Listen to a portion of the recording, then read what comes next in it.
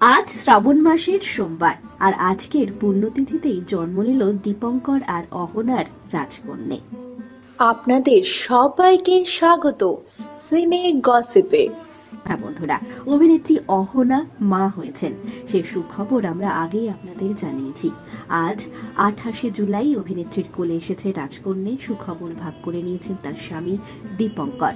মা আর সদ্যজাত দুজনেই সুস্থ রয়েছে বলে জানা যাচ্ছে। কলকাতার একটি বেসরকারি হাসপাতালেই অভিনেত্রী জন্ম দিলেন তার প্রথম সন্তানের।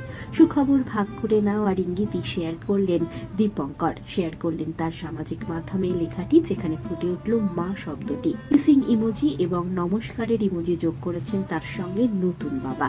অহনা আর দীপঙ্করের জন্য রইল অনেক শুভেচ্ছা। তাদের রাজকন্যের মুখ দেখবার অপেক্ষায় তার অনুরাগীরা।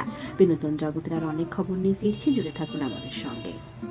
আমরা হলাম সিনে গসিপ, জুড়ে থাকুন আমাদের সঙ্গে। সাবস্ক্রাইব করুন আমাদের এই ইউটিউব চ্যানেলটি।